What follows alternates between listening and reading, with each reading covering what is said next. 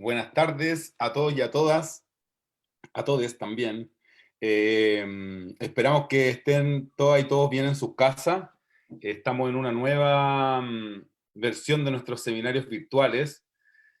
Como para partir, me gustaría enviar un saludo a toda nuestra comunidad de tecnología médica de la Universidad de Chile. Yo soy Patricio Bustamante, encargado del área de extensión de nuestro departamento de tecnología médica, así que un saludo a todas nuestras colegas, nuestros colegas que esperamos prontamente encontrarnos en la universidad, prontamente.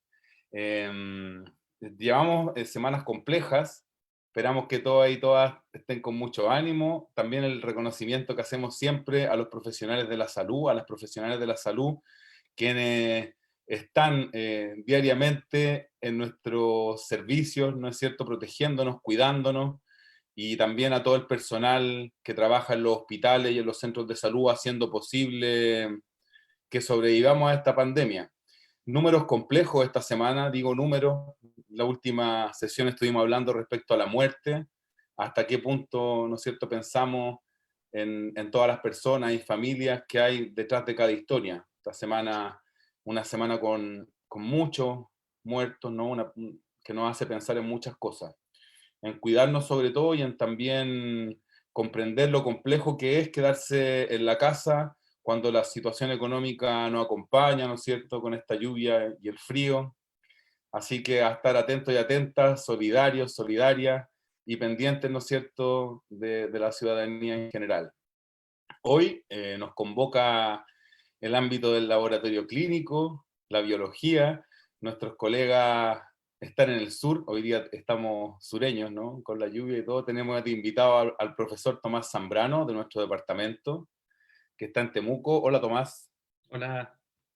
Tomás es profesor del Departamento de Tecnología Médica de la mención de Laboratorio Clínico, y aparte es doctor en Biología Molecular. Hoy nos va a estar hablando respecto al diagnóstico y al PCR.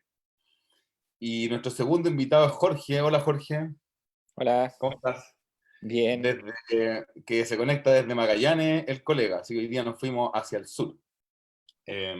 Para nosotros es muy importante este diálogo y conexión, ya que estamos en confinamiento, tratar de aprovechar esta herramienta en ese sentido es muy interesante, muy rico poder estar conversando con ustedes que están en un territorio tan alejado. Y Jorge hoy nos va a estar comentando de toda la situación que ha vivido Magallanes, que en un comienzo de la crisis, ¿no es cierto?, vimos la importante prevalencia y números que surgían en la región. Nos va a contar su experiencia también desde la importancia de la universidad pública, en este caso la Universidad de Magallanes, y los aportes a la ciudadanía y a la región. Así que vamos a partir de este seminario. Recuerden que pueden enviar sus preguntas a través de los comentarios del live, del streaming, y vamos a comenzar con Tomás, que va a partir con su exposición. Pueden ir haciendo las preguntas, luego Jorge, y al final de las dos exposiciones vamos a hacerle las preguntas a nuestro invitado. Adelante, Tomás. Gracias, Patricio. A ver. Ahí está. ¿Se ve bien? Bueno, vamos a Sí, se ve, comenzar. se ve. Ya, perfecto. Entonces, yo soy el profesor Tomás Zambrano y hoy día vamos a comentar sobre la PCR para el diagnóstico de la enfermedad por coronavirus 19. ¿Ya? Esta presentación se divide en tres partes. La primera, que es bastante introductoria y es necesario hablarlo sobre los requisitos del laboratorio de biología molecular para el diagnóstico de la enfermedad por coronavirus. Después, en la segunda parte, vamos a hablar un poco de la extracción de los ácidos nucleicos, de la purificación de la RNA viral, y finalmente vamos a tratar el tema que nos convoca, que es la PCR para el coronavirus. ¿Ya? Entonces, dentro de los requisitos del laboratorio de biología molecular, nosotros tenemos que tener en mente los niveles de bioseguridad que son necesarios para trabajar con este tipo de microorganismos, ¿ya? La bioseguridad entonces se define como una aplicación de precauciones de seguridad que reducen el riesgo de exposición de un laboratorio a un microbio que es potencialmente infeccioso, ¿ya? Por lo tanto, limitan la contaminación tanto del ambiente de trabajo como del operador y en última instancia de la comunidad, ¿ya? Existen 4 niveles de bioseguridad. A medida que van subiendo los niveles de seguridad, significa que estamos trabajando con microbios que son más dañinos, más nocivos y potencialmente letales, ¿ya? Entonces, dentro del nivel más básico de bioseguridad está el nivel 1, ¿ya? En donde los microorganismos presentan un peligro potencial mínimo, ¿ya? Muy menor para el personal del laboratorio y el medio ambiente, ¿ya? Por ejemplo, cuando se trabaja con cepas no patógenas de alguna bacteria, ¿ya? En la imagen a la izquierda tenemos un laboratorista que está trabajando en un laboratorio de nivel de bioseguridad 1, ¿ya? Y vemos que él tiene ciertos tipos de elementos de protección personal que son básicos, ¿ya? Las antiparras, él tiene guantes y también tiene delantal, y eso es todo lo que se necesita en ese nivel de bioseguridad.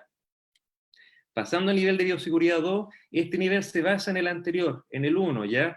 Y los microorganismos, a pesar de que no son tan inocuos, son de un riesgo moderado, ¿ya? Se asocian a enfermedades de diversa gravedad, pero no son letales o potencialmente letales. Por ejemplo, el Staphylococcus aureus. Y en la imagen tenemos una persona que ya no está trabajando con delantal, sino que está trabajando con un overall, está trabajando con un escudo protector y está trabajando no en un mesón de trabajo, sino en un gabinete donde trabaja con sus reactivos y sus muestras también, ¿ya?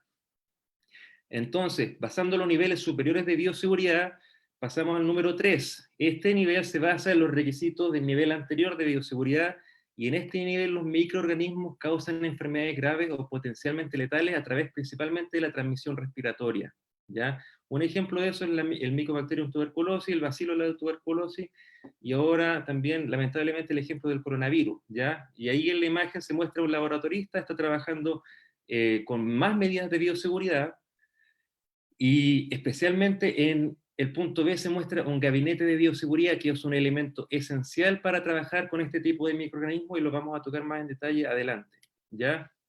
Y por último tenemos el nivel de bioseguridad 4, ¿ya? Que se basa en los niveles de contención del número 3, y es el nivel más alto de seguridad biológica que uno puede tener en un laboratorio, ¿ya? Y en el mundo existen muy pocos laboratorios que cumplen con este nivel de bioseguridad. Y se trabaja con microorganismos que son peligrosos y exóticos, ¿ya? Y presentan un alto riesgo de infecciones. Un caso clásico es el trabajo con el virus ébola, y algo más conocido también se trabaja con virus anta, ya con el antivirus en estos tipos de laboratorios, ¿ya? Y las infecciones, por supuesto, son frecuentemente fatales y no presentan tratamiento ni vacunas, como el caso que estamos viviendo hoy en día, ¿ya? Entonces, esta diapositiva la coloqué porque son las guías que son elaboradas recientemente, en febrero del 2020, por la Organización Mundial de la Salud, y dice que todos los procedimientos deben ser realizados en base a la evaluación del riesgo y solo por personal con capacidades demostradas, ¿ya? Y el procesamiento inicial, antes de la inactivación de cualquier espécimen, debe ser llevado a cabo en un gabinete de seguridad biológica, ¿ya? ¿Y qué es lo que es eso? Lo vamos a ver un poco más adelante. Esto es un poco más de lo mismo, y es especialmente relevante para lo que voy a comentar ahora, que toda la manipulación de material potencialmente infectante, incluyendo algunos que puedan causar derrames, goteras o aerosoles de material infectante, y los aerosoles son una fuente de contaminación muy importante, y se generan, por ejemplo, al cargar o descargar tubos de centrífuga sellado. ¿Qué pasa ahí? Cuando uno tiene un tubo sellado y lo abre, se generan aerosoles, ya que son invisibles, pero se generan igual, ¿ya? Y se pueden generar al moler, al mezclar o al agitar vigorosamente una mezcla, ¿ya? O al abrir materiales que vienen en contenedores de material infectante, ¿ya? Cuya presión interna puede ser diferente a la presión externa. Entonces, todo eso, ese tipo de materiales debe trabajarse en un gabinete de seguridad biológica por personal calificado. ¿Y por qué es tan importante ese gabinete? Acá tenemos un esquema, ¿ya? Del gabinete, en donde acá mostramos el gabinete, y las diferentes flechas muestran los diferentes flujos de aire en el fondo, ¿ya? Acá está el operador, ¿ya? Y acá hay un flujo de aire externo al gabinete. Y esto es el espacio de trabajo del gabinete con flujos diferenciales de aire también. Entonces, ¿qué es lo que pasa acá? El gabinete está constantemente con un flujo de aire laminar que está pasando a través de diferentes filtros, y ese aire es empujado hacia afuera, y hay una diferencia de presión con el aire que está afuera del gabinete, que está intentando ingresar, ¿ya? ¿Y por qué está pasando eso? Porque tiene que ser contenido acá en el ambiente de trabajo el material infectante, los aerosoles y todo, para que se genere un ambiente de trabajo limpio, ¿ya? ¿Y qué es lo que pasa aquí? Hay un vértice de flujos de aire que generan una barrera de protección. El aire que está externo al gabinete ingresa al gabinete y el aire que está dentro del gabinete intenta salir, pero no sale. Simplemente hay una barrera de protección, que es una rejilla que está por el interior del gabinete y se va filtrando por una cama de filtros que está en todos los lados del gabinete, y eso genera un ambiente de trabajo limpio, ¿ya? Y es importante también que estos gabinetes estén certificados. Vienen generalmente con una certificación de fábrica, que es la NSF, pero también se necesita una certificación adicional, ¿ya? Que tiene que ser por una entidad calificada que justamente va a evaluar que estos flujos de aire y una serie de otros parámetros estén funcionando adecuadamente para que ese gabinete sea adecuado para trabajar con estos agentes tremendamente infectantes, ¿ya? Entonces, pasamos a la segunda parte de la presentación, que es la extracción del ácido nucleico. Normalmente hay muchos métodos para extraer el material genético de cualquiera sea la fuente, y los más usados hoy en día son estos tres, ¿ya? Tenemos una extracción que se realiza con un reactivo que se llama trisol, también tenemos en segundo lugar columnas de extracción, que son estas que vemos acá, y finalmente los bits magnéticos, que es una tecnología más sofisticada que vamos a ver un poco más adelante, ¿ya? La extracción orgánica es absolutamente manual, ¿ya? ¿Qué quiere decir eso? Que uno la hace sin necesidad de mucha automatización, ya lo único que necesita es una micropipeta y empezar a pipetear algunos líquidos de un tubo a otro tubo y una centrífuga, ¿ya? Es tremendamente poco recomendable porque hay una cantidad enorme de errores que uno como operador está introduciendo en la extracción. Por lo tanto, eso no es recomendable trabajarlo con este tipo de metodología, a menos que una agencia lo diga lo contrario. ¿Y qué es lo que pasa acá? Lo primero que se hace es la homogenización de una muestra con el reactivo de trisol.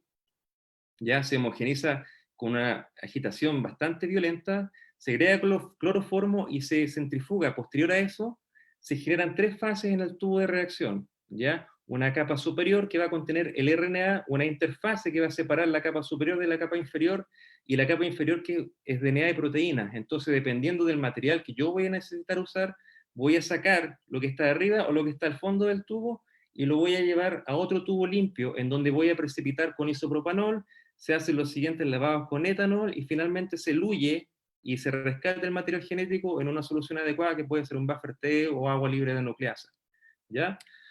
En segundo lugar, las columnas de extracción, que son estas de acá, es un poco más automatizado, en el sentido, es mejor el rendimiento que uno tiene con estos kits de extracción versus la extracción orgánica. Entonces, ¿qué es lo que pasa? Llega la muestra, se agrega un tubo de Eppendorf y se agregan los reactivos del kit de extracción de columnas, ya que son el buffer de Lisi, todo eso se mezcla con un vortex, se incuba y nuevamente se agrega un binding buffer, que es uno de los reactivos que viene con estos kits, se mezcla todo y de nuevo usamos estos tubos de acá, que este es el spin column y este es el tubo colector o el collection tube, ¿ya? Entonces lo que nosotros hacemos acá, cargamos el lisado en este tubo acá, y este tubito va encima del tubo colector y se centrifuga a altas velocidades, 12.000 a 14.000 G generalmente.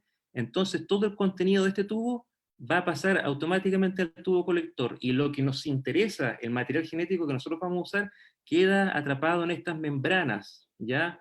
Posterior al lavado y posterior a la elución, nosotros recuperamos el material genético acá en un tubo nuevo a través de un buffer de elución, ya que permite que el material genético se desapegue de las membranas y se rescate y nosotros lo podamos utilizar más adelante, ¿ya? Y la tercera metodología, que es una metodología bastante buena, vamos a verla a través de un video, ¿ya? Lo voy a relatando, es bastante sofisticado y es automatizable completamente. ¿Ya? ¿Qué es lo que pasa acá? Se trabaja con bits magnéticos. ¿Ya? Acá nosotros estamos viendo peines plásticos que van sobre un peine magnético que es metálico. ¿Ya? El campo magnético que genera es bastante fuerte, no se puede trabajar con relojes o computadores cerca, por ejemplo. Entonces estos peines magnéticos recogen los bits magnéticos que están aquí, ¿ya? Se activa el magneto del peine metálico y se recogen los bits magnéticos, ¿ya? Eso es el primer paso que está sucediendo. Después de eso, los bits magnéticos bajan junto con el peine a la muestra. El magneto está activado, pero ahora se desactiva y empieza la rotación para homogeneizar la muestra. Ya eso es lo que está pasando, se está mezclando. Después que termina la rotación del magneto, el magneto se activa y empieza a atrapar las partículas de ácidos nucleicos, ¿ya? Eso es lo que está pasando ahí. Y no hay traspaso de líquido entre tubos de reacción, ¿ya? Entonces aquí el peine se retira solamente sacando el material genético. El magneto está activado en ese momento.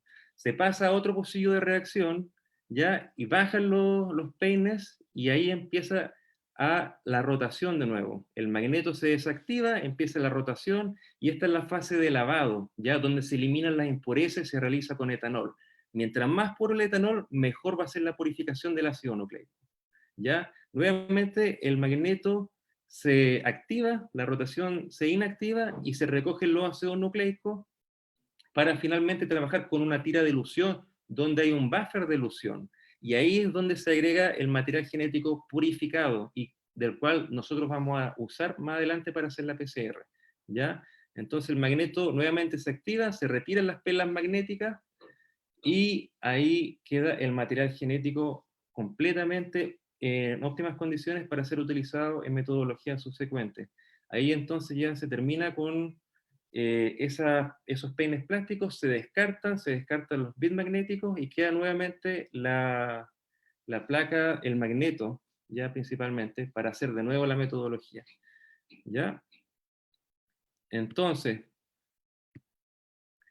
habiendo hablado de eso, ahora vamos a pasar a lo que es la PCR para el coronavirus.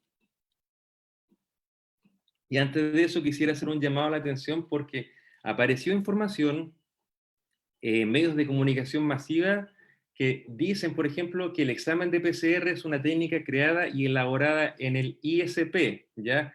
Y además de eso dicen como una forma de contribuir a la información de calidad en un momento de crisis, ¿ya? Y eso es absolutamente falso. El ISP no ha creado ni elaborado la técnica de PCR. Esa técnica tiene por lo menos 35 años de existencia, ¿ya? Y uno de los hallazgos más relevantes para que se desarrolle esa técnica el año 83 fue la investigación de Thomas D. Brock, que es un profesor emérito de la Universidad de Wisconsin en Madison, que él trabajó en los manantiales de agua caliente en Yellowstone. Y ahí descubrió que había una bacteria que son extremófilas, que viven a altas temperaturas, por lo tanto toda su maquinaria molecular resiste a altas temperaturas, ¿ya? Especialmente la bacteria que es termos acuático, ¿ya? Que las personas que trabajan con PCR fácilmente van a identificar que es la TAC polimerasa, ¿ya? Ese hallazgo fue fundamental para que se trabaje, ese hallazgo se hizo alrededor del año 69, 68 por ahí. El año 83, Kary Mullis inventó la PCR usando la maquinaria molecular de termos acuáticos, ¿ya? Y 10 años después le significó el premio Nobel a Kary Mullis. Entonces, ¿qué es la PCR? Reacción en cadena de la polimerasa, ¿ya? Es una reacción enzimática de polimerización de DNA que ocurre in vitro, ya es cíclica. ¿Qué quiere decir eso? Que los productos de un ciclo son sustratos del ciclo siguiente. Y lo que busca la PCR es amplificar secuencias específicas y puntuales del DNA, ¿ya?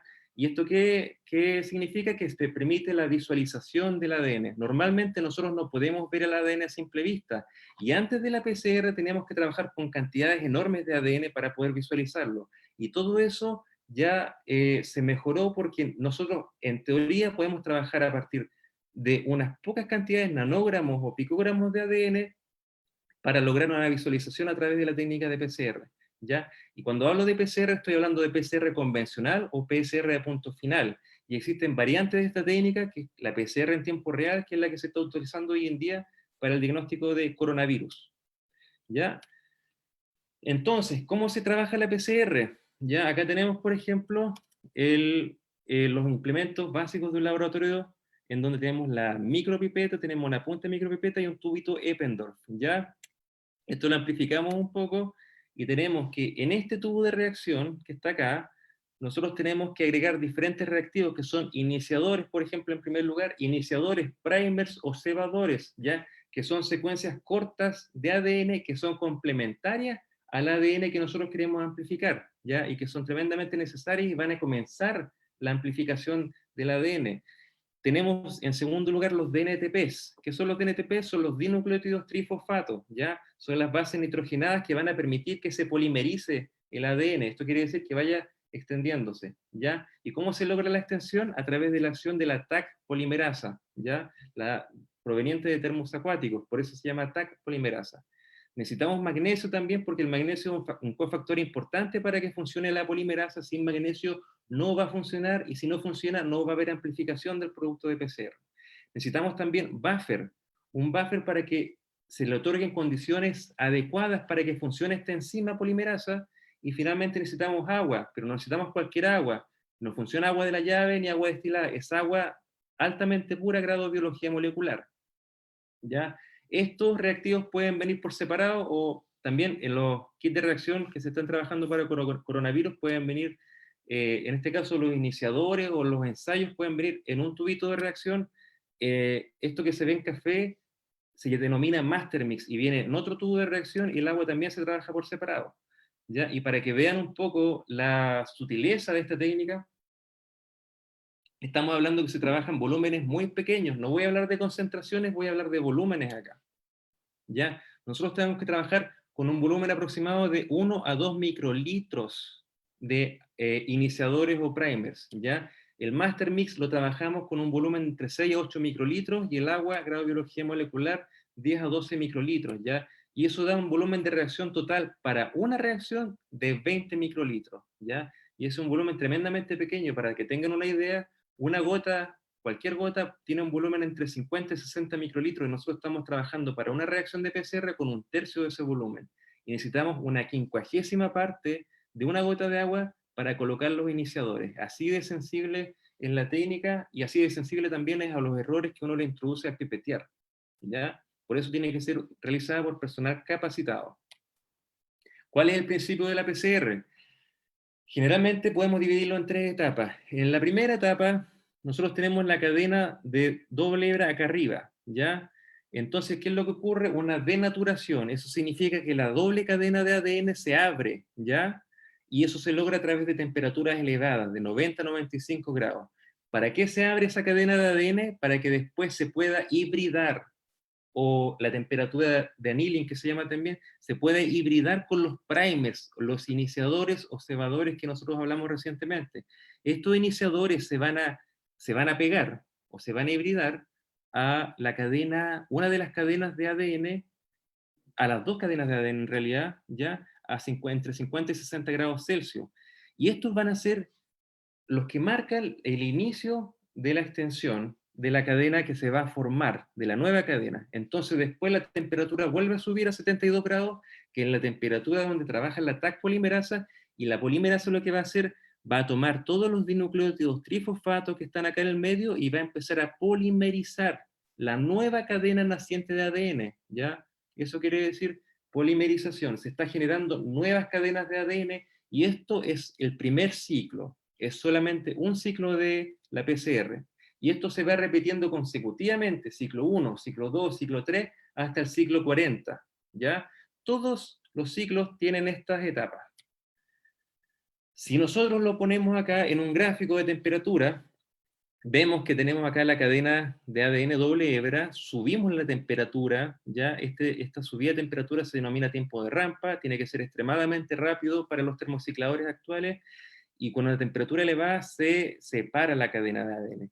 Nuevamente baja la temperatura acá, y tenemos la temperatura de hibridación de los primers que están en azul. Los primers se pegan a las cadenas de ADN, y nuevamente sube la temperatura acá, y ocurre la extensión de la TAC polimerasa. ¿Ya? Acá entonces la polimerasa está creando la cadena de ADN nueva que se está generando por primer ciclo. ¿Ya?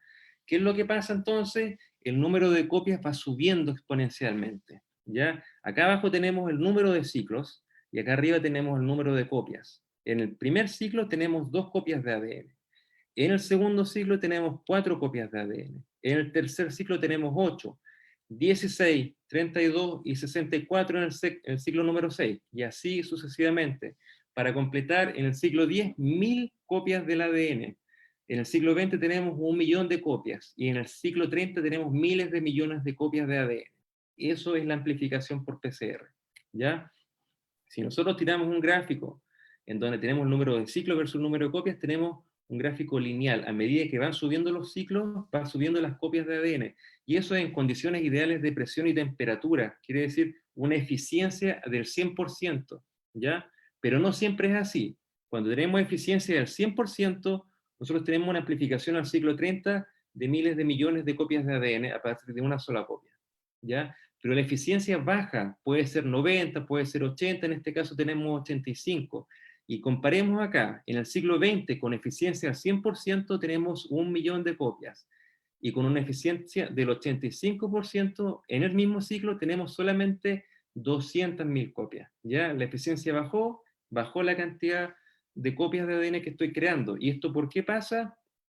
Por diferentes motivos. Por el tamaño del amplicón, por ejemplo. Mientras más largo es el amplicón, menor va a ser la eficiencia.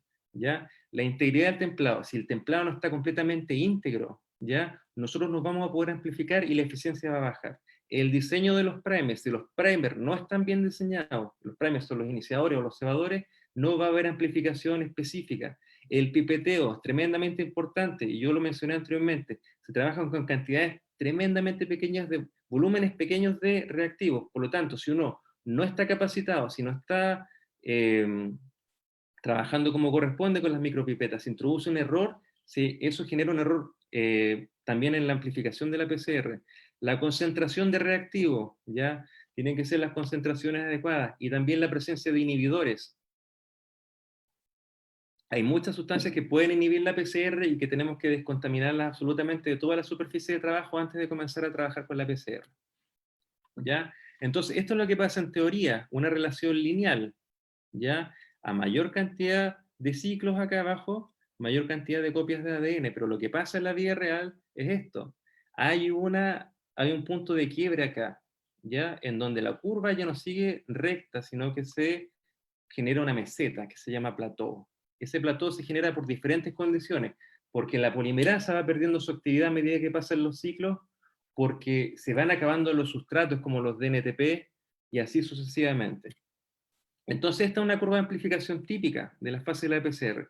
Tenemos una primera parte que es exponencial, de alta eficiencia, después empieza a decaer un poco en la parte lineal de baja eficiencia, y finalmente tenemos el plató, ¿ya? En donde ya no hay amplificación, y esto es lo que se detecta generalmente en los genes de electroforesis. La PCR convencional detecta acá, en este punto, en el plató, ¿ya?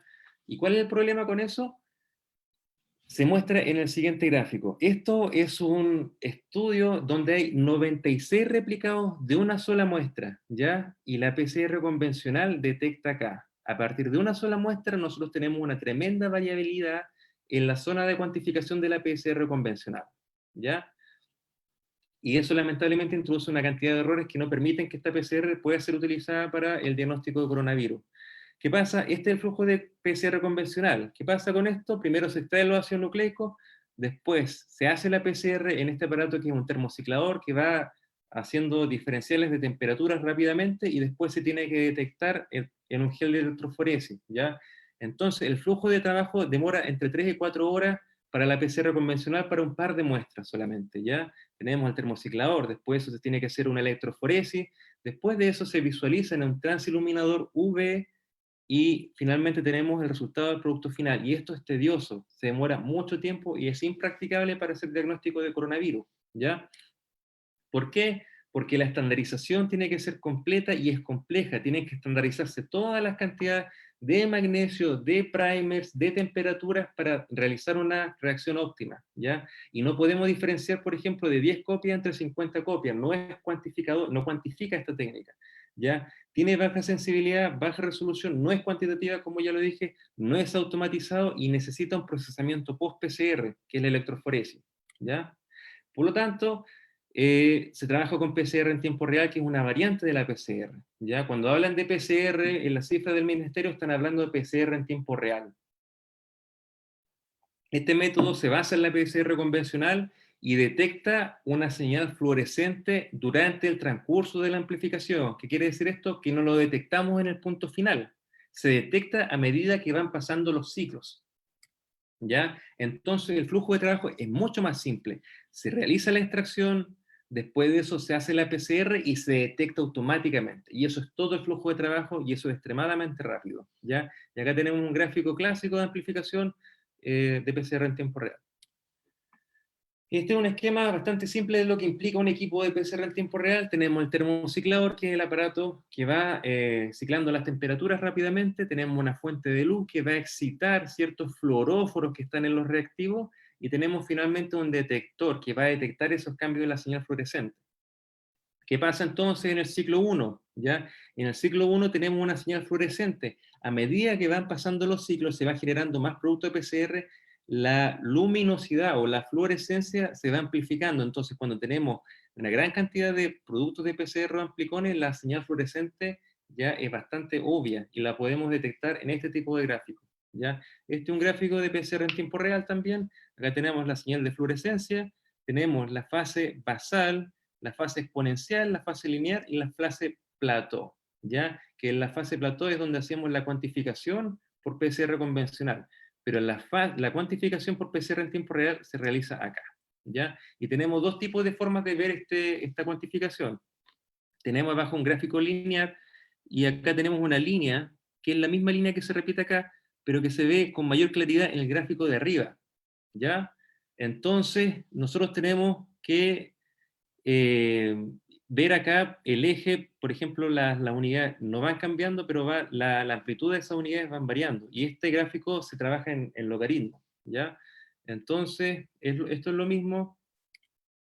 Y esta es la curva clásica de amplificación. Acá tenemos, por ejemplo, un gráfico en logaritmo, tenemos la etapa exponencial y tenemos este gráfico, esta línea verde que es el threshold, ¿ya? El threshold es la parte donde se intersecta acá el ciclo de amplificación con una línea que esta línea la puede marcar uno como operador o el mismo equipo de forma automática. Y esto entrega un CT, ¿ya? Esa es la información que entrega. ¿Qué es el CT? Es el número de ciclos necesarios para que la señal fluorescente cruce el umbral o el ruido de fondo, ¿ya? Esto es un gráfico de PCR, esto es el ruido de fondo.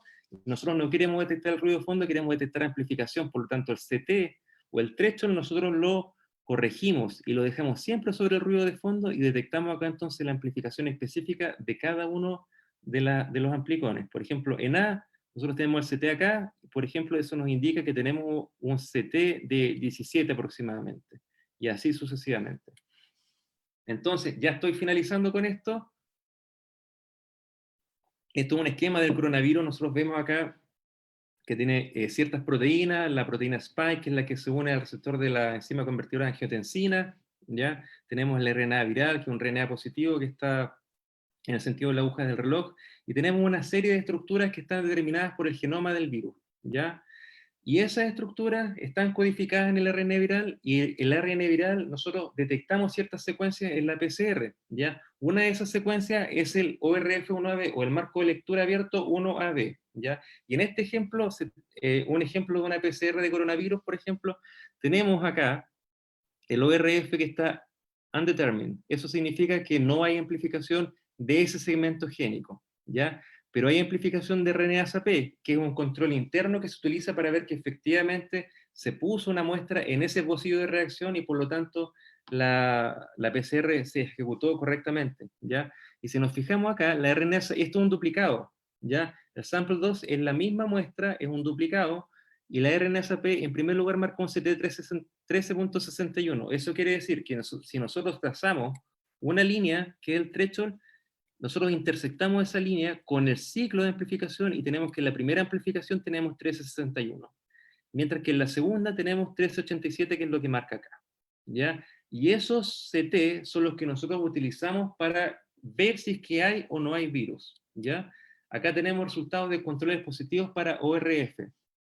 Efectivamente, los controles positivos deben tener amplificación tanto de RNA-P, que es un ensayo que se utiliza de un cierto proveedor, y también del ORF. El RNA-P, como bien dije, es un control interno y siempre tiene que amplificar en las muestras, ¿ya? Pero ORF también amplificó, eso significa que la PCR está detectando la secuencia del marco de lectura 1AB del virus. Lo mismo para la proteína N, ¿ya? Y lo mismo finalmente para la proteína S, ya que la proteína Spike es la que se une al receptor de de la enzima convertidora de angiotensina. Acá tenemos un RNSP de 26.35 y S de 28,31, eso quiere decir que estamos en presencia de infección por virus, coronavirus, ¿ya? Eso es lo que quería contar. Muchas gracias por su atención y cualquier pregunta la respondemos al final. Muchas gracias, Tomás. Para quienes estén sumando a la transmisión, contarles que acaba de exponer el profesor Tomás Zambrano de nuestro departamento y pueden enviar sus preguntas porque al final del seminario va a contestar.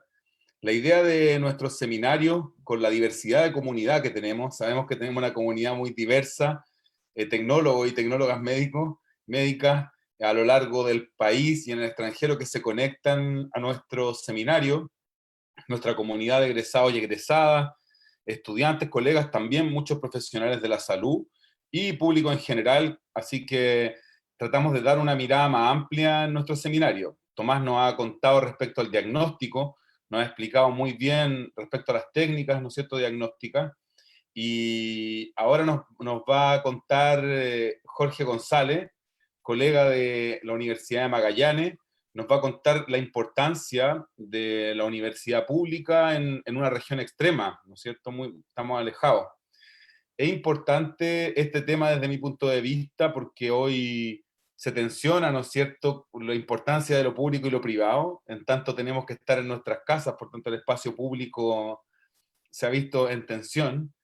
Y también respecto al rol de las universidades finalmente en sus comunidades. Así que dejamos adelante a Jorge que nos cuente los que nos tienes que contar. Adelante, Jorge. Gracias Patricio. Gracias a Patricio y a todo el departamento de tecnología médica de la Universidad de Chile. Alma mater mía también, me formé ahí, soy tecnólogo y magíster de la Universidad de Chile. Y bueno, la idea de esta presentación entonces es contarles brevemente, en un par de minutitos, cuál fue la experiencia del laboratorio, de nuestro laboratorio, que se llama Laboratorio de Medicina Molecular, y cómo la visión de la universidad de generar un centro de desarrollo tecnológico contribuyó finalmente, y sigue contribuyendo, al manejo adecuado de la pandemia acá en una zona que obviamente es una zona aislada, bueno, cada vez menos aislada, y que es la región de Magallanes. Entonces, bueno, para los que no saben, existe la Universidad de Magallanes, que es una universidad que pertenece al Consejo de Rectores, que se encuentra ubicada en Punta Arenas, y que está constituida obviamente por muchas facultades, y dentro de ellas se encuentra la Facultad de Salud, y en esta Facultad de Salud se constituyó hace 7 años la escuela de Medicina. No había escuela de medicina, solamente habían escuelas de enfermería, de terapia ocupacional, de nutrición y dietética, y aparece la escuela de medicina. Y en ese contexto entonces se empieza a gestar el desarrollo de un centro que permita realizar asistencia, es decir, atender pacientes, que funcione como un centro en donde los alumnos puedan realizar pasantía de las distintas carreras, pasantías para poder formarse en las distintas profesiones, y además poder realizar investigación. Entonces, en ese sentido, se crea este Centro Asistencial Docente y de Investigación, que se abrevia CADI, con fondos aportados por un plan de desarrollo de zona extrema. Se construyó, bueno, son alrededor de 7.000 metros cuadrados, costó alrededor de 20.000 millones de pesos, y su construcción partió en 2015 y termina finalmente inaugurándose el año 2019. Como les decía, con la intención de que Magallanes y la Universidad de Magallanes fueran un polo de desarrollo científico también para el país. Entonces, en uno de los pisos de este edificio se construye el Laboratorio de Medicina Molecular, en donde existen diversos equipos de investigación, y las principales líneas de investigación están asociadas a patologías asociadas en el envejecimiento. Magallanes se caracteriza por ser una zona donde hay población, una alta densidad de población senil, y por lo tanto las principales líneas de investigación de la escuela son investigaciones de cáncer, linfoma, tanto cáncer, principalmente cáncer de sangre y cáncer de estómago. Entonces, este laboratorio cuenta con un sistema de bioseguridad, como recién relataba Tomás, sistema de bioseguridad de tipo 2, de nivel 2, perdón, con campanas de flujo laminar, cuenta con equipos de extracción de ácidos nucleicos, con equipos para realizar PCR en tiempo real, con equipamiento suficiente para almacenaje de muestra por harto tiempo. Y entonces la escuela, en conjunto con la Facultad de Ingeniería y la Escuela de Ingeniería Informática, crea un centro de investigación que llamamos Centro Austral de Tecnología Genómica. La idea del nombre nació en una lluvia de ideas que comprenden las letras del código genético, por eso se llama así también. Y básicamente entonces es un equipo interdisciplinario que realiza investigación en ingeniería y biomedicina.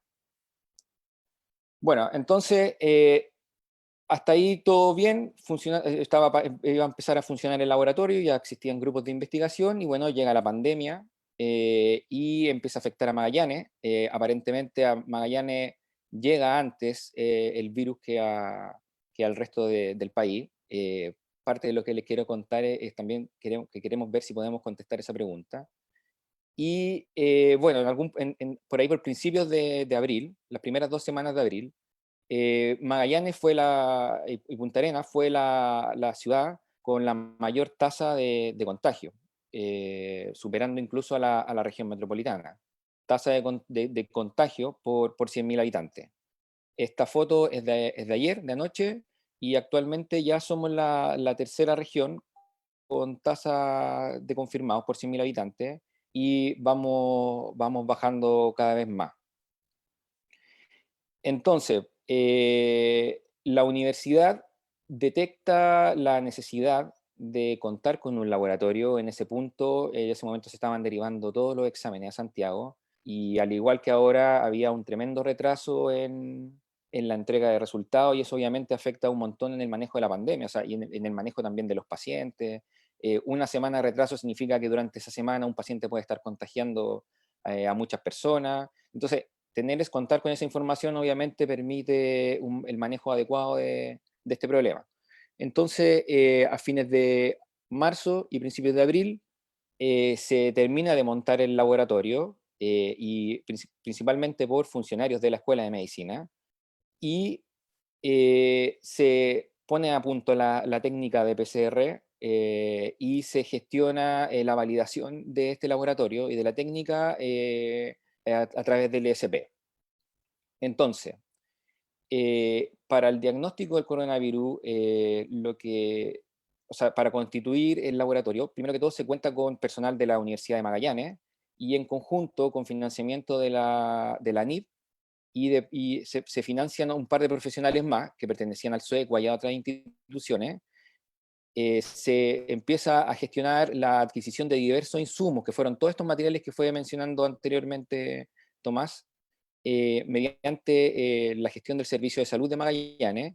Y, como les decía, ya contábamos con el equipamiento que pertenecía al CADI, más ciertas donaciones de algunos equipos, o sea, de algunas instituciones, y de equipamiento que permiten finalmente que podamos contar con las herramientas para poder realizar el examen.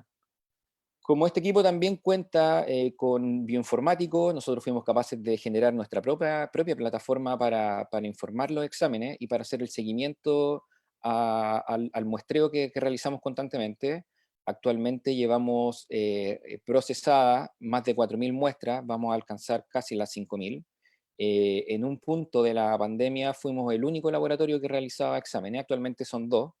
El hospital clínico tiene su propio laboratorio y nosotros, entonces ya no estamos realizando derivación de exámenes hacia afuera. De hecho, todo lo contrario, somos actualmente el laboratorio que está absorbiendo el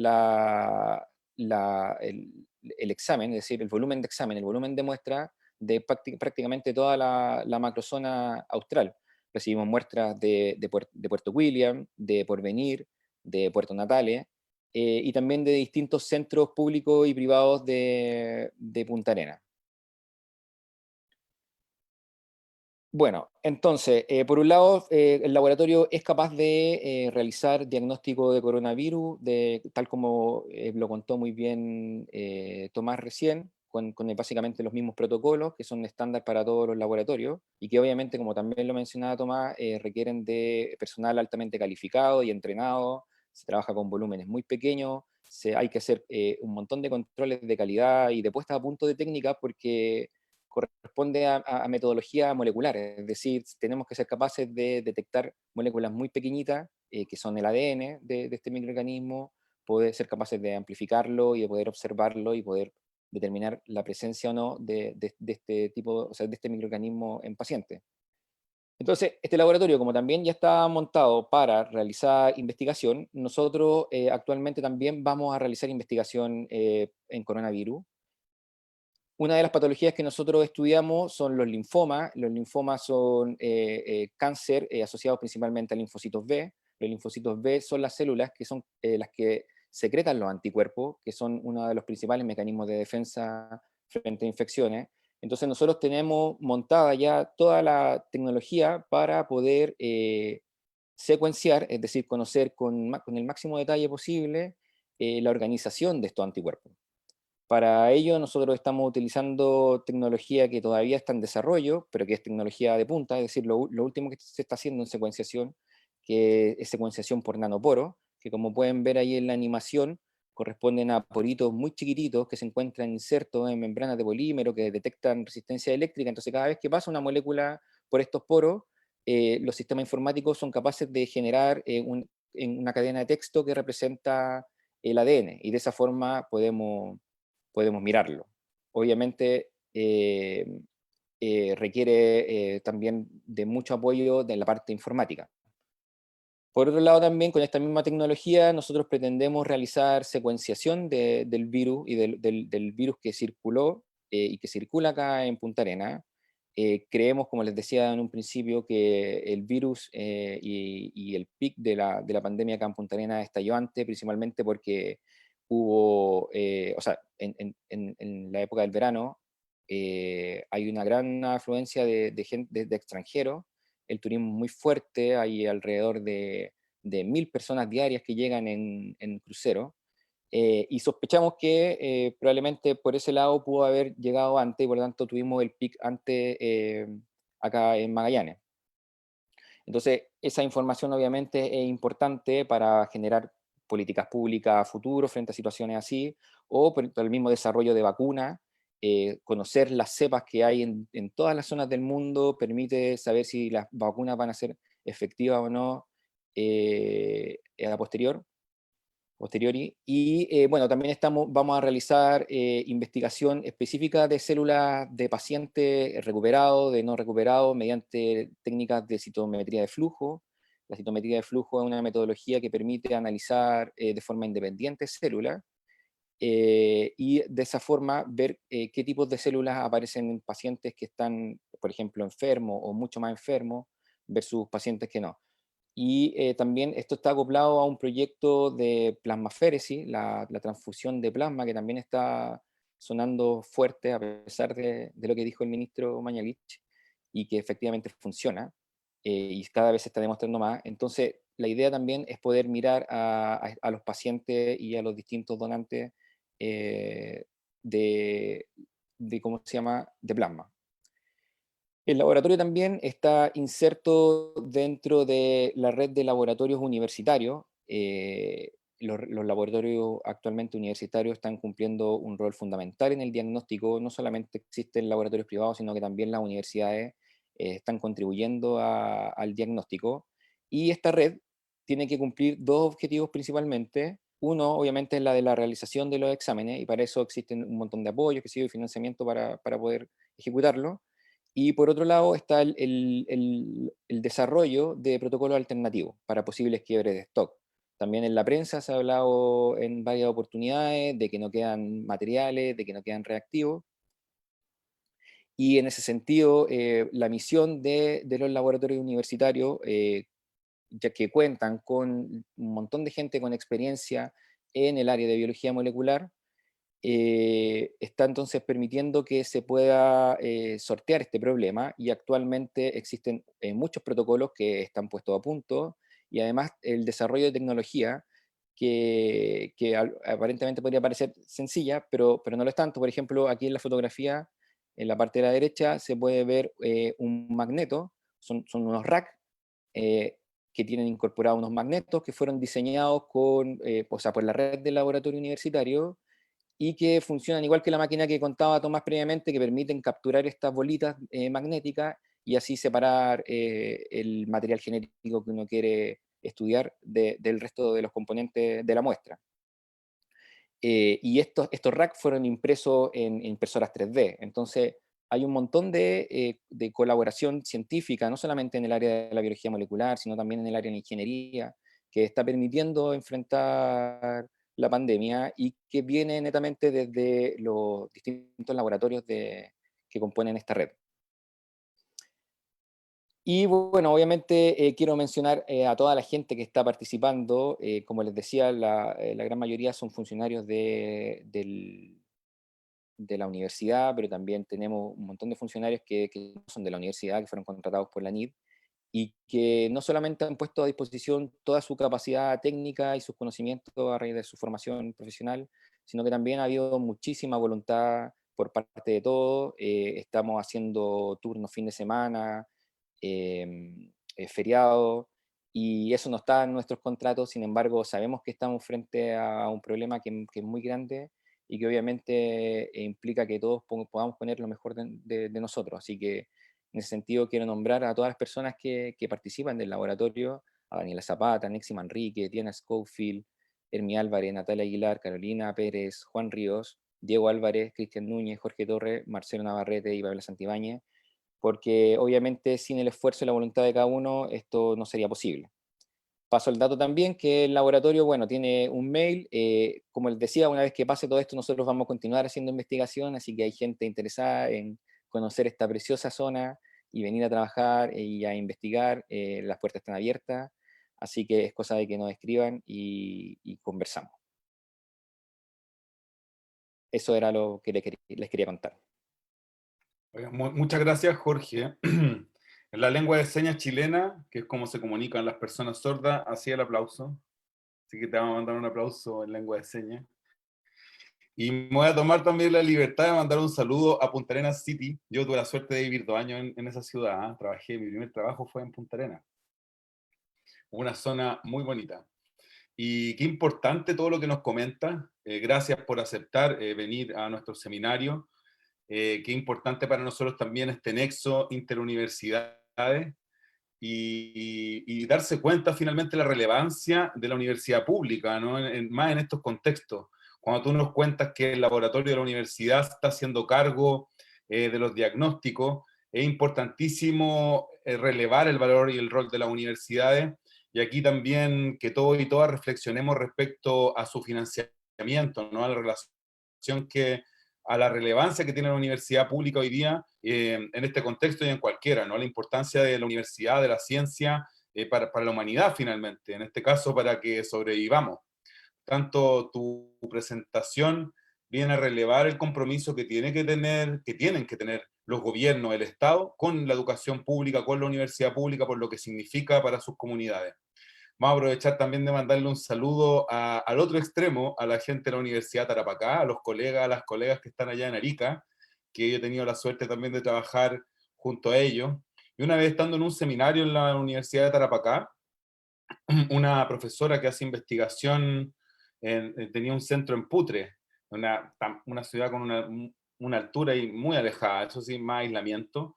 Decía que ella le preguntaba a una señora ya, a ella, para la señora, qué significaba que hubiera una universidad en la región. Y si es que ahí había una respuesta, quería decir que la universidad tenía sentido. Yo creo que las universidades tienen mucho sentido en el desarrollo de las comunidades. Así que ha sido muy, muy importante tu charla y todo lo que nos has mostrado. Vamos a hacer algunas preguntas que nos han llegado a través de la red, a ver qué nos pueden responder nuestros invitados. Tomás ya también lo tenemos ahí conectado. Y preguntan respecto, primero, que han habido ciertas opiniones controversiales frente al uso de saliva como muestra para realizar la detección por PCR en casos de COVID, y les gustaría saber sus opiniones, las opiniones que tienen ustedes respecto a esto. ¿Qué nos pueden decir? ¿Quién contesta? Bueno, hablo yo primero. Eh, Hace poco se estuvo conversando, se está también discutiendo dentro de la red de laboratorio universitario el uso de saliva para el diagnóstico de coronavirus, y hay evidencia potente que muestra, evidencia científica con muestreo y estudios hechos en Estados Unidos, que muestran que la saliva anda igual o mejor que la muestra de hisopado nasofaringeo. Entonces, la red de laboratorios universitarios también está montando los protocolos para poder utilizar la saliva con los reactivos que obviamente contamos actualmente, porque todo este montaje de la técnica siempre implica que uno trabaja con un equipo de una marca, con reactivos de otra marca, y por ahí, claro, la muestra puede variar. Entonces, todo ese proceso, es decir, adaptar la muestra a ese tipo de reactivo y a ese equipo en particular, requiere un proceso de puesta a punto que no es menor, y en el cual se está trabajando. Pero de que hay evidencia de que la salida funciona, efectivamente funciona incluso mejor que el hisopado nasofaringeo, y por lo tanto lo más probable, y obviamente es una muestra que implica menos daño para el paciente, es mucho más fácil de tomar, y por lo tanto lo más probable es que empiece a funcionar y sea la muestra que se utilice. Así que mi opinión es que hay la suficiente evidencia que demuestra que va a funcionar con saliva. Muchas gracias. Aquí ahora tenemos otra pregunta dirigida al profesor Tomás Zambrano, que dice respecto, bueno, aquí ponen un comentario, que en la Facultad de Medicina de Chile también se hace diagnóstico de SARS-CoV. Está bien que las universidades hagan su aporte, ¿no? En las comunidades en las que están. Tenemos mucha responsabilidad en ese sentido. Hay una pregunta que va dirigida a Tomás Zambrano, que dice, desea primero saber información acerca de los falsos positivos. Esta pregunta es bien específica, ¿eh? Una colega o un colega que trabaja con equipo automatizado que amplifica 3 genes, NE y RDRP. Y el proveedor del equipo les indicó que al amplificar solo uno de los 3 genes ya es SARS-CoV detectado. Han tenido falsos positivos en caso en que solo se amplifica el gen N. El tipo de muestra utilizado es aspirado nasofaringeo y muestra en tórula nasofaringea. Al repetir la técnica con una nueva muestra, no se detecta ningún gen. ¿Qué nos pueden decir? Para mí estas preguntas son nuevas, porque yo pertenezco al planeta de la oftalmología, entonces y estamos transmitiendo lo mejor que se puede. Ya, la abordo yo entonces, ¿ya? Entonces, hay diferentes proveedores, se detectan diferentes secuencias génicas, y la PCR es tremendamente sensible para detectar lo que se quiere detectar, ¿ya? Si quiere detectar un gen A, va a detectar el gen A, no el gen B ni el C. Habiendo dicho eso, la posibilidad de contaminación es tremendamente elevada también, ¿ya? Y esa es una de las cosas que uno tiene que asumir al trabajar con la PCR. Por lo tanto, los falsos positivos ocurren principalmente porque hay contaminación cruzada, ¿ya? Entonces eso quiere decir que si yo estoy trabajando en un pocillo A y arrastro algo de ese pocillo A hacia el pocillo B, voy a estar contaminando la muestra, por lo tanto voy a tener un falso positivo. ¿Qué es lo recomendable o qué es lo deseable? Porque yo no lo recomendaría. Con todo el flujo de trabajo que existe ahora entre llenar los registros, ¿ya? Primero, llega la muestra, se tiene que llenar registros, se tiene que hacer la extracción, y una serie de cosas que enlentecen o ralentizan mucho el diagnóstico. Nosotros podríamos o deberíamos repetir las muestras positivas, ¿ya? Eso es deseable, pero dada la carga de trabajo actual, y que eso me quiero referir también para tomar una cola de la pregunta anterior, no se puede hacer mucho porque los diagnósticos se necesitan con urgencia. Entonces, si se están trabajando 3 genes, deberían poder hacerse diagnóstico en base a esos 3 genes, no en base a uno. ¿Qué quiere decir esto? Todas las muestras positivas, si estoy diagnosticando el gen ORF, el gen N, el gen S, el gen de la hemaglutinina, lo que sea, si sale positivo, yo debería repetir esa muestra usando todo el panel de genes, ya para ver si efectivamente está positiva. Lamentablemente el tiempo está en nuestra contra y no se puede hacer. Sale un gen y los proveedores bien dicen, si aparece un gen positivo de los tres, es positivo, pero la posibilidad de que eso sea contaminación cruzada a partir de otra muestra que sea positiva es muy alta. Por lo tanto, no se puede descartar que sea un falso positivo, pero esa es la causa de los falsos positivos, ¿ya? Y otra cosa, los laboratorios tienen capacidad limitada para diagnosticar tanta cantidad de muestras durante el día. Por ejemplo, si tenemos un laboratorio X que dice que va a ofrecer 500 determinaciones al día, eso implica que va a tener reactivos suficientes, personal suficiente, maquinaria suficiente para hacer 500 diagnósticos al día. Cuando se están trabajando con muestras de saliva, implica que hay una facilidad para tomar la muestra muy superior a la muestra de cepado nasofaringeo. Por lo tanto, ese laboratorio que está trabajando 500 muestras, ahora va a recibir 1000 muestras, pero no va a poder sacar 1000 resultados, va a poder seguir sacando 500 resultados. Entonces, de un punto de vista técnico también, no sé cómo irá a funcionar el tema de la saliva. También hubo controversia porque apareció un comunicado de la Sociedad Chilena de Infectología que no recomendaba esto, y por eso mismo también hay una marcha blanca al respecto, porque no se sabe cómo va a funcionar correctamente en la práctica, ¿ya? Y eso es un punto a tomar en atención bastante bien. Entonces, para resumir, lo que son los falsos positivos, es muy probable que sea contaminación cruzada proveniente de otro pocillo de reacción en donde efectivamente es positiva la muestra y se haya arrastrado un poco un par de moléculas de ADN, como ya les expliqué, la PCR detecta solamente un par de moléculas de ADN y ya amplifica, y eso puede ser contaminación cruzada perfectamente. Y por eso hay un riesgo de falso positivo, y por eso tiene que ser trabajado con personal calificado que esté seguro de lo que está haciendo también. Pero esa es la causa principal de los falsos positivos. Bueno, gracias. Hay otra pregunta. Son dos preguntas. ¿Cuál es la metodología que se usa en los servicios de salud generalmente? ¿Orgánica, columna o bits? Y si el SARS-CoV-2 podría considerarse en un nivel de bioseguridad 4 al no tener cura. Esas dos Ya. preguntas. En los servicios de salud actualmente se están usando principalmente las columnas de extracción, ¿ya? Y también los bits magnéticos. ¿Qué es lo que pasa? Hubo un quiebre de stock de esos reactivos, ¿ya?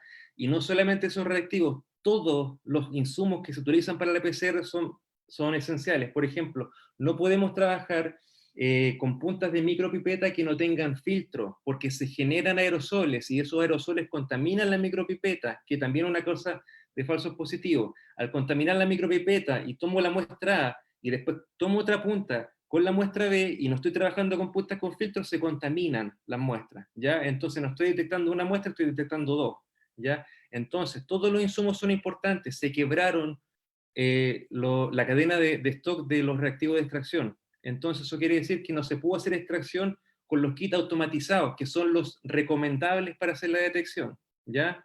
Entonces se empezó a trabajar con las columnas de extracción. Y las columnas de extracción ingresan una cantidad importante de error de parte del operador a la extracción. El rendimiento no es óptimo, pero también se está usando para paliar un poco el quiebre de stock de los otros reactivos. Y eso es lo que está pasando entonces. Se está echando mano a todo lo que es humanamente posible para sacar adelante el diagnóstico de coronavirus. Y yo no tengo información al respecto, pero es muy posible que también se esté usando extracción completamente manual en algunos casos. Sí, bueno, y Otra con respecto, claro, no, a solamente mencionar lo del nivel de bioseguridad. Nosotros, claro, nuestro laboratorio es un laboratorio de nivel de bioseguridad 2, en donde el personal, o sea, nosotros tenemos una sala que es la sala de inactivación del virus. El proceso de inactivación es previo al de extracción de material genético, en donde el virus pasa de ser infectivo a no infectivo.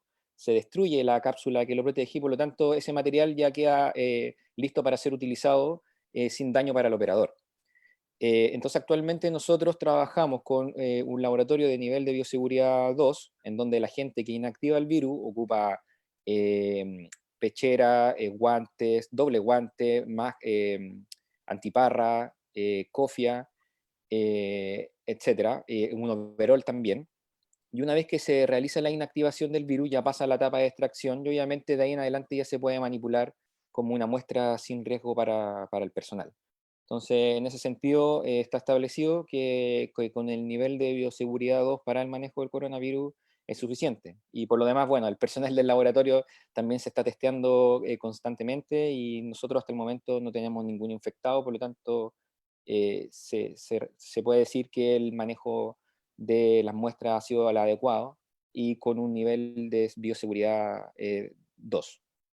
Ya. Y muy, muy importante lo que nos cuentan, ¿no? Perdona, Tomás. Quiero tomar un poco de esa respuesta porque no se puede ni se debería trabajar en nivel de bioseguridad 4, ¿ya? Porque esos laboratorios son de investigación, no son para diagnóstico clínico y no tienen las capacidades diagnósticas que nosotros necesitamos en la red diagnóstica ahora, ¿ya? Y hay recomendaciones también de la CDC y del gobierno, o sea, de la OMS y todo, sobre los niveles de seguridad que se tienen que utilizar para trabajar en el diagnóstico de este virus que es infectante a través de las vías respiratorias, ¿ya? En tanto, un laboratorio tenga, por ejemplo, un gabinete de bioseguridad, ya como el que le mostré en la presentación, no debería haber inconvenientes para trabajar con este virus.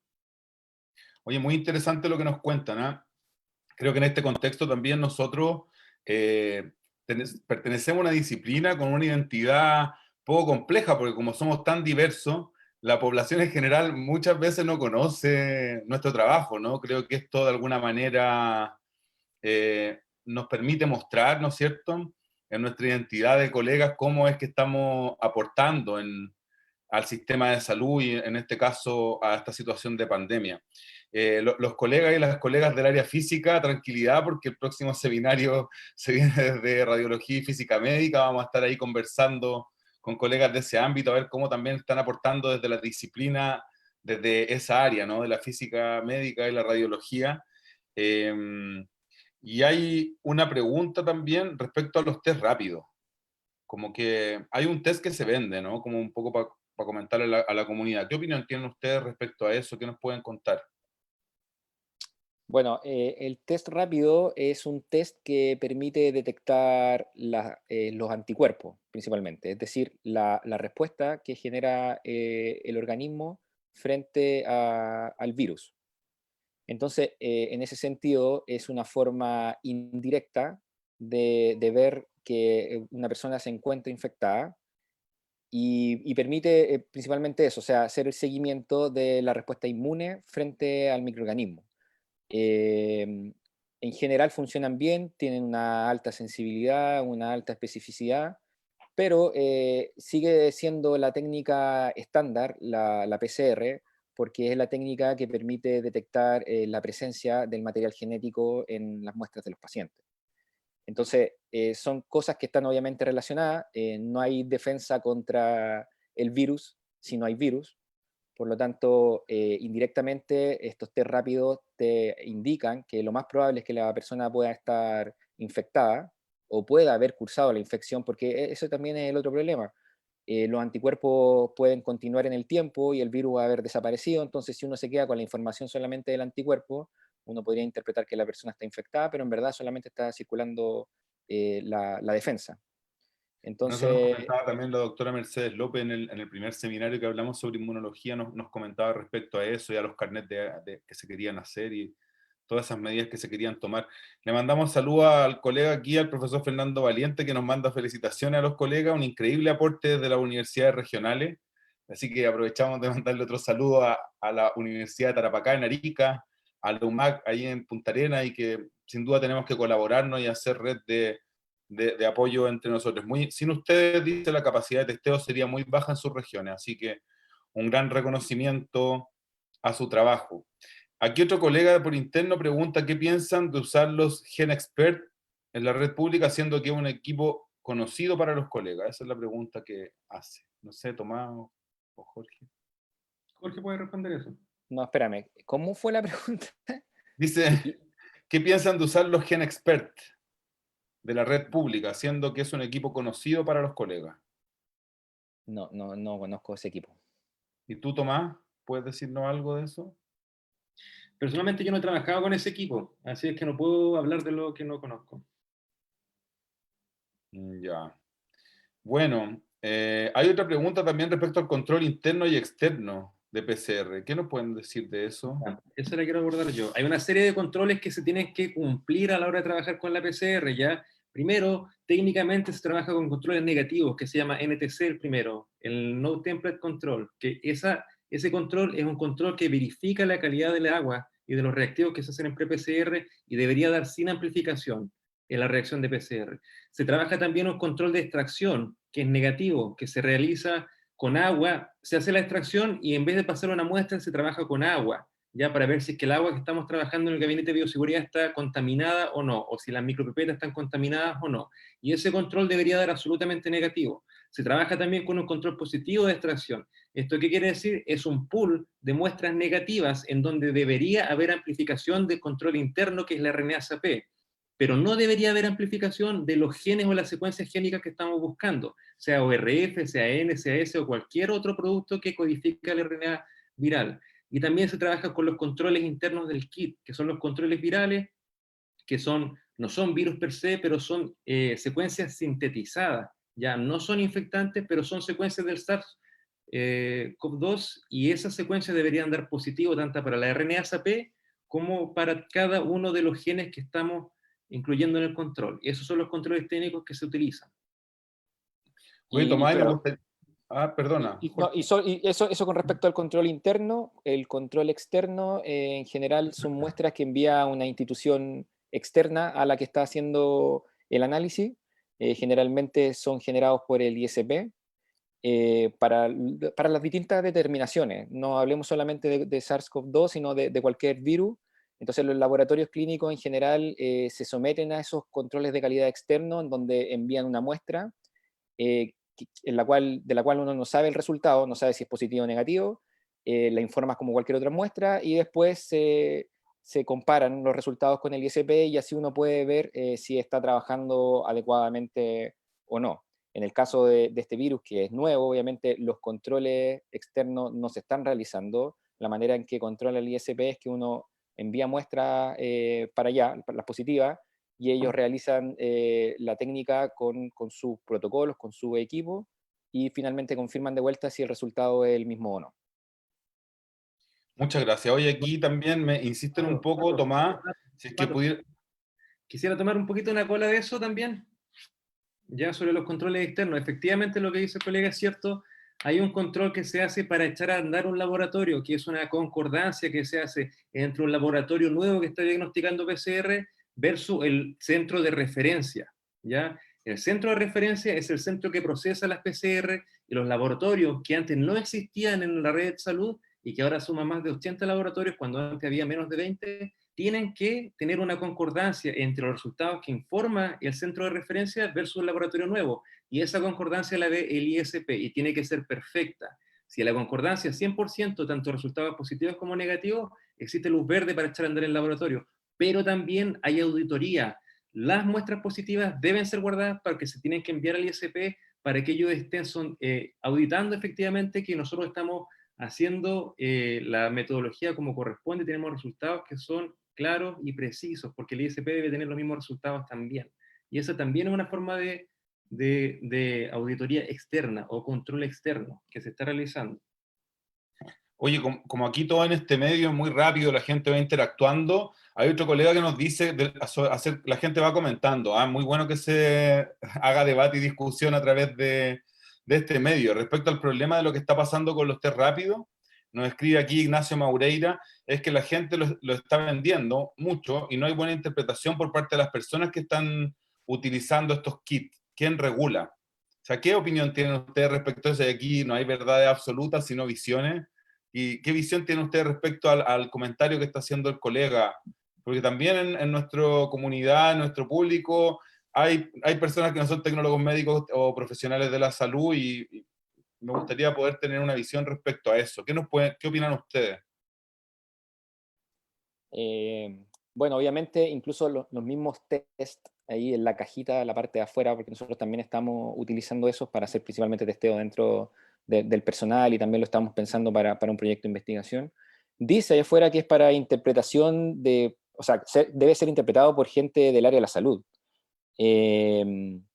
Entonces, claro, obviamente la gente que está vendiendo estos tests lo hace porque necesita vender cosas, es como lógico que hay un tema netamente comercial, pero es claro, es complicado el tema de la regulación, Y yo creo que lo ideal es que la gente tenga claro que los resultados del laboratorio en general y cualquier proceso que se realiza por profesionales, ya sea de la salud o de cualquier otra área, debe ser interpretado por los mismos. O sea, no, esta cosa no es lineal, no es un resultado positivo, significa que una persona tenga o no coronavirus, dependiendo va a depender siempre de la interpretación y del análisis de profesionales, porque por ejemplo, también está todo el tema de que hay gente que está dando PCRs positivas después de 14 días o 21 días, y hay toda una controversia acerca de la interpretación de ese resultado. Porque en la PCR, como bien explicaba Tomás, es una técnica que permite detectar ADN.